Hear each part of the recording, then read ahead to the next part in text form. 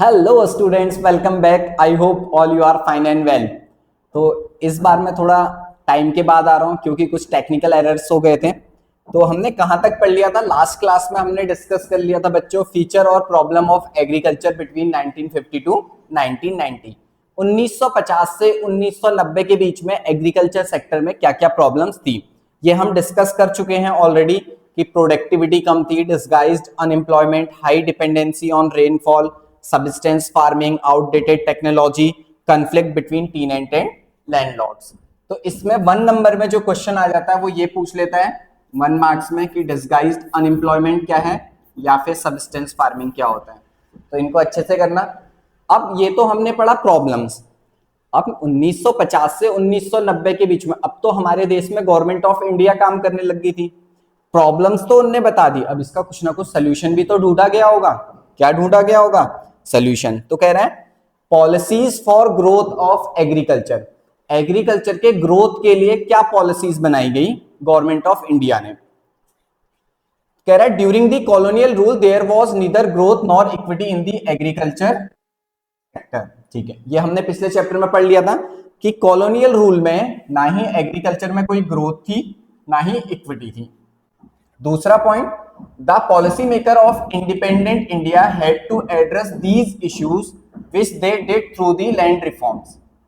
कह रहा है जो पॉलिसी मेकर थे जिनने भारत में पॉलिसी बनाई, प्लानिंग की कि हम कैसे एग्रीकल्चर को डेवलप करेंगे, उनने सबसे पहले इस एग्रीकल्चर के इश्यू पे ध्यान दिया, प्रॉब्लम पे ध्यान दिया। और वो क्या लेके आए इस प्रॉब्लम को सॉल्व करने के लिए? Land reforms. कैसे? Promoting the use of miracle seeds which starts a revolution in Indian agriculture, जिसकी वजह से इंडिया के एग्रीकल्चर में रिवॉल्यूशन, चेंज आना स्टार्ट हुआ। सबसे पहले पढ़ते हैं लैंड रिफॉर्म्स का मतलब क्या है। Land reforms primarily refers to change in ownership of land holding. Land reform का मतलब होता है जो लोगों के पास लैंड होल्डिंग है, लैंड है, जमीन है, उसकी ओनरशिप को चेंज करना। किसका मतलब होता है? Land reforms.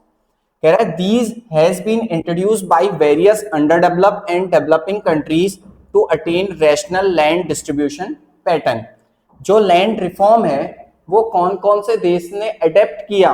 जो देश डेवलपिंग है या जो देश अंडर डेवलप है, उनने लैंड रिफॉर्म को चूज किया। Second point, land reforms were needed to achieve the objective of equity in agriculture. हमारा एक 4 बेसिक गोल में एक पॉइंट था, दैट इज इक्विटी। क्या था? इक्विटी। उसको अचीव करने के लिए भी हमें क्या जरूरी था? Land reforms.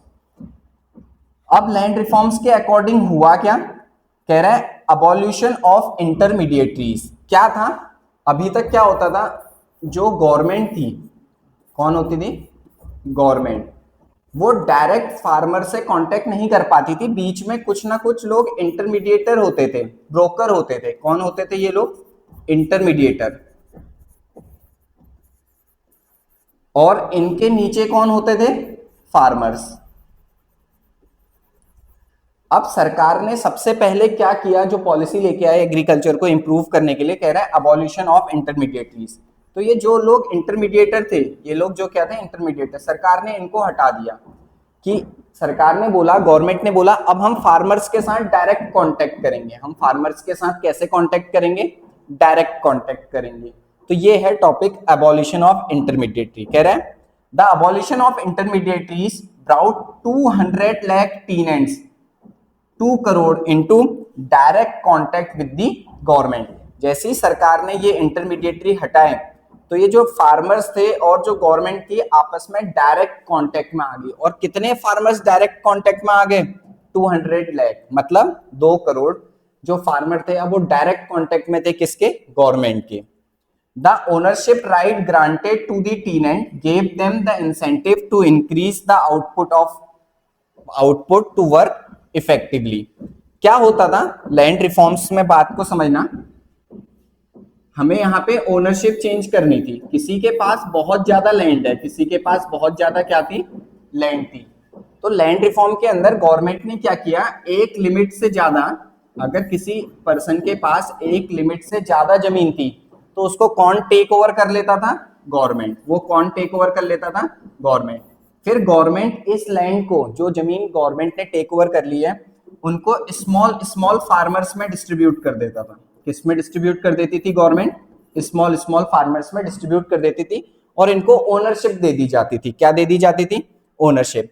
अब कह रहा है जैसे ही ओनरशिप राइट मिला टीनेंट को, फार्मर्स को, तो उनने अपने, अब तो अपने खेत में काम कर रहे हैं, अपनी लैंड में काम कर रहे हैं, तो कह रहे हैं उनने ना इंसेंटिव इंक्रीज किया, बहुत ज्यादा मेहनत की अपनी लैंड में, जिससे उनने काम इफेक्टिवली किया और प्रोडक्शन क्या हुआ? थोड़ा सा इंक्रीज हो गया। प्रोडक्शन क्या हो गया? इंक्रीज हो गया। फिर however the goal of equity was not fully abolition of intermediaries because, कह रहा है जो इक्विटी का गोल था वो पूरी तरीके से अचीव नहीं हुआ अबॉलिशन ऑफ इंटरमीडिएटरीज के बावजूद भी। क्यों? कह रहा है in some areas the farmer zamindars continue to own large areas of land by making use some loopholes in the law. कह रहा है कुछ एरियाज में जो जमींदार थे, जमीन के ओनर थे, जिनने बहुत ज्यादा लैंड पे ओनरशिप अपना राइट ले रखा था, वो उस लैंड में ओनरशिप राइट ग्रांट करते रहे, क्योंकि उनने कानून में जो लॉ बनाए थे उसमें कुछ लूप होल्स, कमी ढूंढ ली थी। दूसरा point, in some cases tenant were evicted and zamindars claims to be self cultivators. कह रहा है कुछ एरियाज में क्या हुआ, जो लैंड थी, जो क्या थी? लैंड थी, जमींदार थे, जमीन के असली ओनर, उनने टीनेंट, टीनेंट मतलब होता है छोटे छोटे किसान, उनको भगा दिया। उनको क्या कर दिया? भगा दिया। और खुद ये बना दिया कि हम खुद ही क्या कर रहे हैं? कल्टीवेशन कर रहे हैं, खुद ही खेती कर रहे हैं। इसीलिए इक्विटी हमें अचीव नहीं हुई। नेक्स्ट है लैंड सीलिंग। नेक्स्ट पॉइंट है बच्चों लैंड सीलिंग। लैंड सीलिंग मतलब होता है लिमिट। लैंड सीलिंग मतलब होता है लिमिट।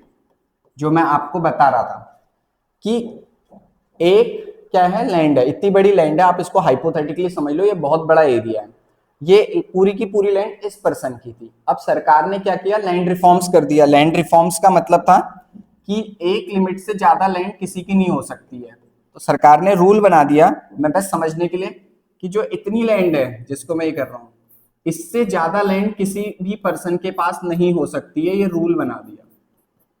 तो जो जमीन बच गई उसको कौन टेक ओवर कर लेता था?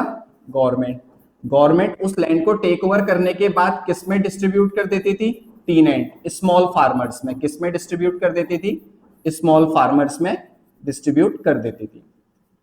बात आ गई समझ में? तो लैंड सीलिंग मतलब है लिमिट। क्या लगा देना? लिमिट लगा देना कि एक पर्टिकुलर लिमिट से ज्यादा लैंड किसी की भी नहीं हो सकती है। कह रहे land ceiling refers to fixing the specified limit of land which could not be owned by an individual। ठीक है, लैंड सीलिंग मतलब क्या है? एक लिमिट फिक्स कर दिया जिससे ज्यादा कोई भी इंडिविजुअल उस लैंड को ओन नहीं कर सकता। बियॉन्ड द स्पेसिफाइड लिमिट, अगर स्पेसिफाइड लिमिट से ज्यादा जगह है तो ठीक है, इस पोर्शन, ब्लैंक पोर्शन की बात कर रहा है। All the land belonging to a particular person would be taken over by the government। उसको कौन टेक ओवर कर लेता था? गवर्नमेंट टेक ओवर कर लेती थी। The purpose of land sealing was to reduce concentration of land ownership in few hands। कह रहा है लैंड सीलिंग का पर्पस क्या है? लैंड सीलिंग का पर्पस ये है, कह रहा है कि एक ही इंसान के पास या कुछ ही लोगों के पास पूरी जमीन की पावर ना हो। Big landlords delayed its implementation and they used this time to get the land registered in the name of close relatives। जो बड़े बड़े जमींदार थे उनने इस कानून को, इस लॉ को इंप्लीमेंट होने में देरी करी। क्यों देरी करी? उनका ऑब्जेक्टिव था कि इस जो बची हुई जमीन है उसको वो अपने क्लोज रिलेटिव्स के नाम पे क्या करते हैं? रजिस्टर कर दे। मान लीजिए अपनी वाइफ के नाम पे रजिस्टर कर दिया, अपने बच्चों के नाम पे रजिस्टर कर दिया, अपने नौकरों के नाम पे रजिस्टर कर दिया। तो इनने लूप होल्स ढूंढ लिए थे, कमी ढूंढ ली थी कानून में, कि उसमें बोला गया था एक इंडिविजुअल के पास, क्या बोला गया है? एक इंडिविजुअल के पास एक लिमिट से ज्यादा लैंड नहीं होनी चाहिए। तो उनने क्या कर दिया? उतनी ही जमीन अपनी वाइफ के नाम पे रजिस्टर्ड कर दी, उतनी ही जमीन अपने बच्चों के नाम पे, कोई क्लोज रिलेटिव्स के नाम पे क्या कर दी? रजिस्टर्ड कर दी। तो हम इस तरीके से पूरी तरीके से लैंड रिफॉर्म को सक्सेसफुल नहीं कर पाए थे। चलिए आगे समझते हैं।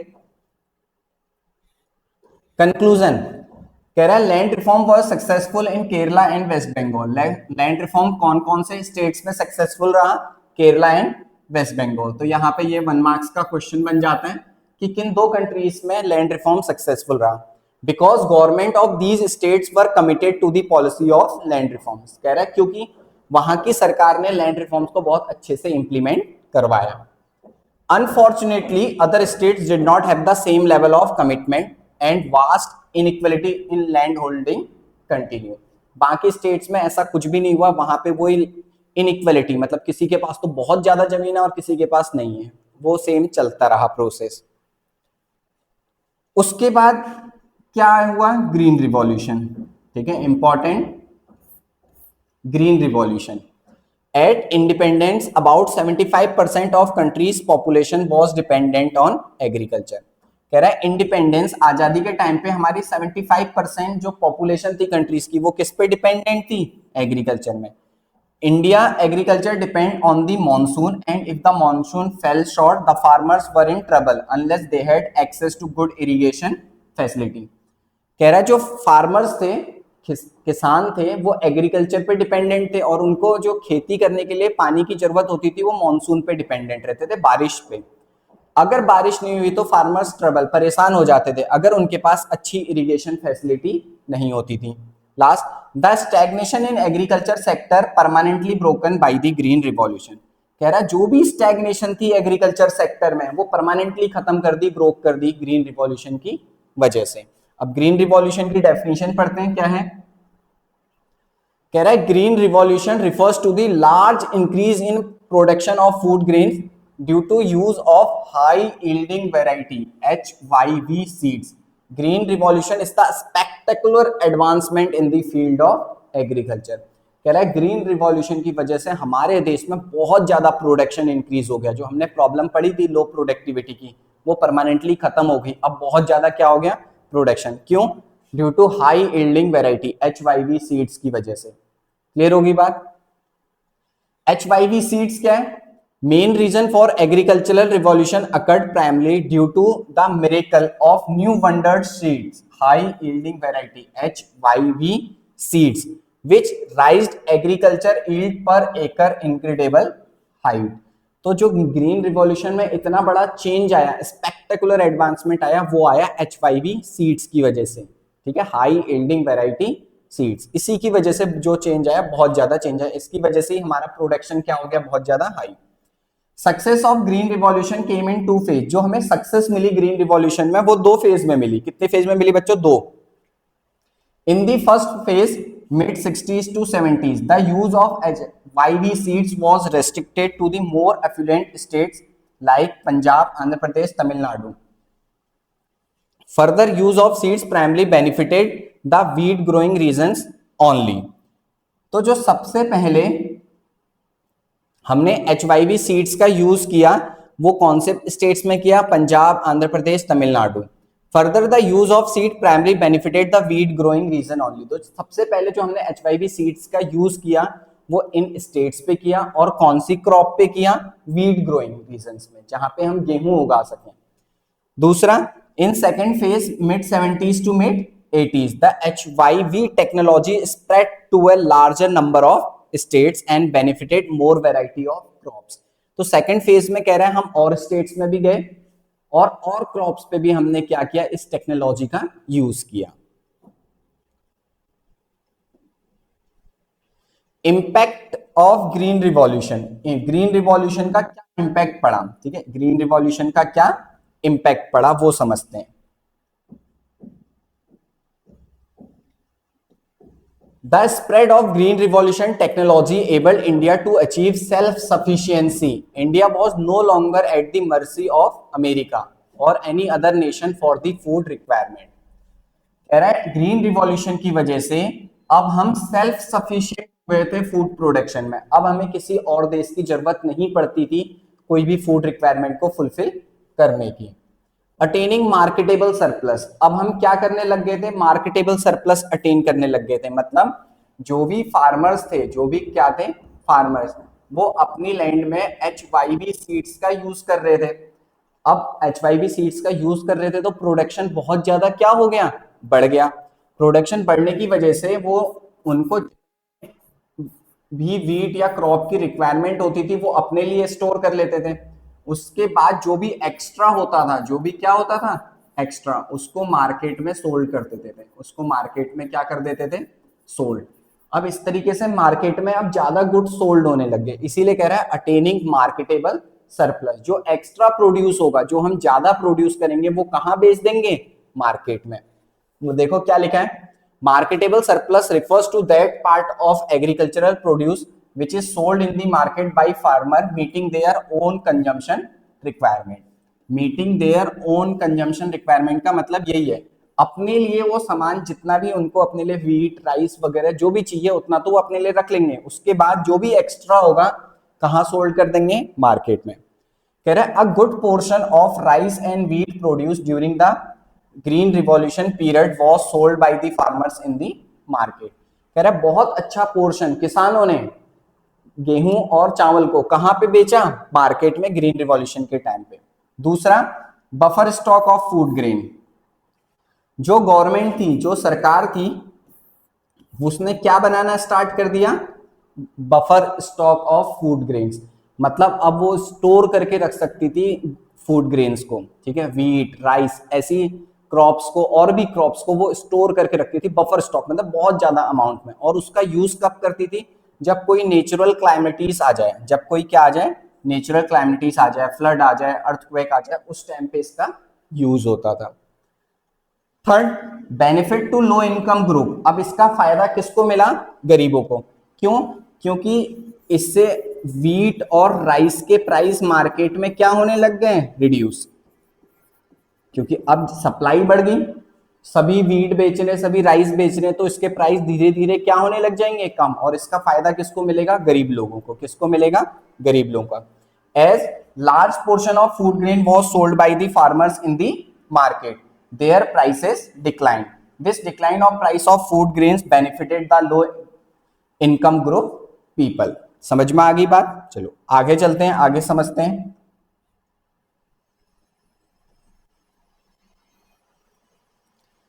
Risk involve under green revolution. Risk involve under green revolution. क्या रिस्क इन्वॉल्व है ग्रीन रिवॉल्यूशन के अंदर, कुछ तो रिस्क भी होंगे। कह रहा है while the nation had immensely benefited from the green revolution, the technology involved was not free from risk। कह रहा है ग्रीन रिवॉल्यूशन की वजह से बहुत फायदा तो हुआ, लेकिन ये जो टेक्नोलॉजी थी इसमें रिस्क भी था। क्या रिस्क था, समझते हैं। Risk of paste attack. Risk of paste attack, paste मतलब होते हैं बेटे कीड़े मकोड़े, ठीक है, जो कीड़े होते हैं जो हमारे जो कल्टीवेशन होती है, खेती होती है, उसमें लग जाते हैं, तो वो होता है रिस्क ऑफ पेस्ट अटैक। कह रहा है the HYV crops were more prone to attack by pest, so there was a risk that a small farmer could lose everything in pest attack। अब जो हम HYV टेक्नोलॉजी से खेती करते थे, कल्टीवेशन करते थे, जो भी हमारे यहाँ पे प्रोडक्शन लगा है, इसमें ना पेस्ट अटैक का खतरा बहुत था। मतलब कीड़े लग जाता है फसल में, क्या लग जाता है, कीड़ा लग जाता है, तो उसका बहुत ज्यादा रिस्क था। कह रहा अगर कभी ऐसा हो गया कि आपकी फसल तो आपने HYV सीड्स यूज किए हैं, उसमें कीड़ा लग गया, पेस्ट अटैक हो गया, तो जो स्मॉल फार्मर्स हैं, छोटे छोटे फार्मर्स हैं, उनको अपना सब कुछ लूज करना पड़ जाएगा, क्योंकि बहुत ज्यादा मेहनत के बाद अपने ये चीज सारी चीजें करी होंगी, अब उसमें कीड़ा लग गया तो उनकी सारी फसल बेकार हो जाएगी। Risk of increase in income inequality. Risk of increase in income inequality, there was a risk that green revolution will increase the disparities between the small and big farmers, since only big farmers would afford the required input। कहना चाह रहा है जो अमीर किसान है और गरीब किसान है, इनके बीच में ना भेदभाव और बढ़ जाएगा, डिफरेंसेस और बढ़ जाएंगे। क्यों, क्योंकि जो अमीर फार्मर हैं, रिच फार्मर्स हैं, वो तो सारी रिक्वायरमेंट फुलफिल कर लेंगे जो भी HYV सीड्स को ग्रो करने के लिए चाहिए, लेकिन स्मॉल फार्मर्स वो सारी रिक्वायरमेंट को फुलफिल नहीं कर पाएंगे। डन, यहां तक हमने समझ लिया।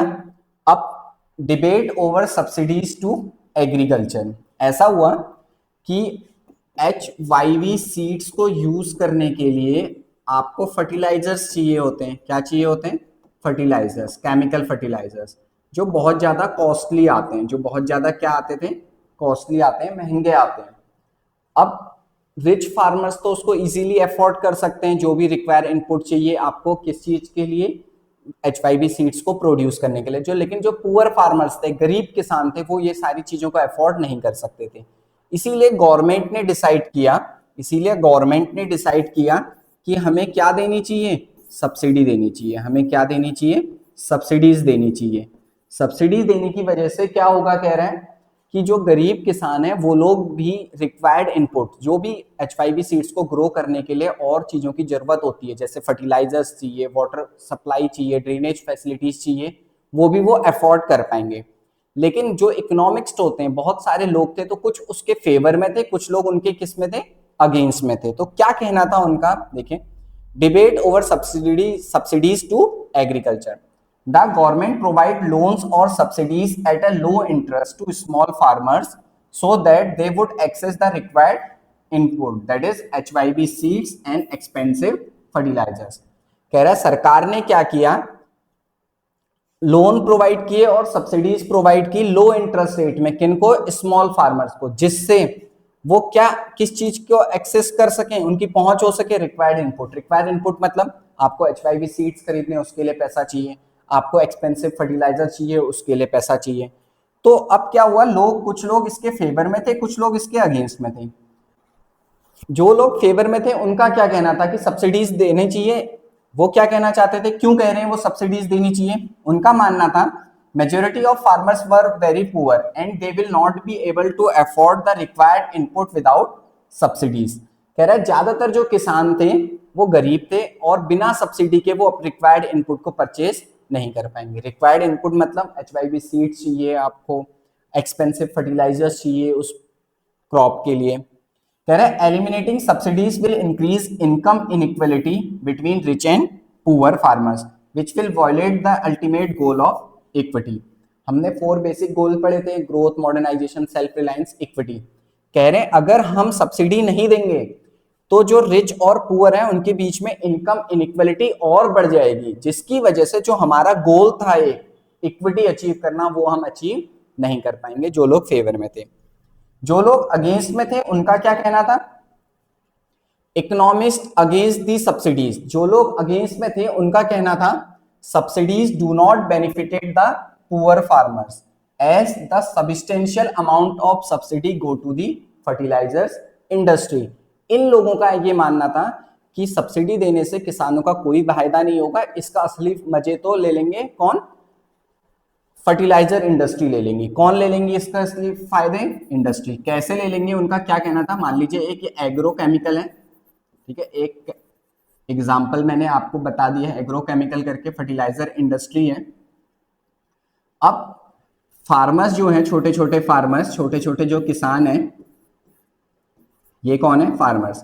अभी तक तो ये लोग क्या अफोर्ड नहीं कर पा रहे थे, फर्टिलाइजर्स को अफोर्ड नहीं कर पा रहे थे, ठीक है। अब सरकार ने फर्टिलाइजर सब्सिडी दे दी। मान लीजिए एक जो पैकेट था 50 kg का, वो 1000 रुपीज का था। वो कितने रुपीज का था, 1000 रुपीज का था। अब ये जो फार्मर्स हैं 1000 रुपीज अफोर्ड नहीं कर पा रहे थे, तो गवर्नमेंट ने बोला कि ऐसा करते हैं, इसमें से 500 रुपीज तो आप लोग दीजिए और 500 रुपीज हम सब्सिडी देंगे। मतलब कौन देगा आपके बिहाफ में, गवर्नमेंट, और 500 रुपए कौन देगी, फार्मर। अब इसकी वजह से क्या होगा, ये जो केमिकल फर्टिलाइजर है ना, अब फार्मर के पॉकेट से तो कितने रुपए जाने हैं, 500 की सब्सिडी कौन दे रहा है, गवर्नमेंट दे रहा है। अब इस वजह से सभी फार्मर्स क्या करेंगे, इस प्रोडक्ट को परचेज करने लग जाएंगे। अब जैसे ही इस प्रोडक्ट को परचेज करेंगे तो इस प्रोडक्ट की क्या बढ़ जाएगी, सेल्स बढ़ जाएगी। प्रोडक्ट की सेल्स बढ़ेगी तो असली प्रॉफिट तो कौन कमा लेगा, ये कंपनी। असली प्रॉफिट तो कौन अर्न कर लेगा, ये कंपनी कर लेगी। तो जो लोग अगेंस्ट में थे उनका ये कहना था। क्लियर हो गई बात, समझ में आ गई, ठीक है।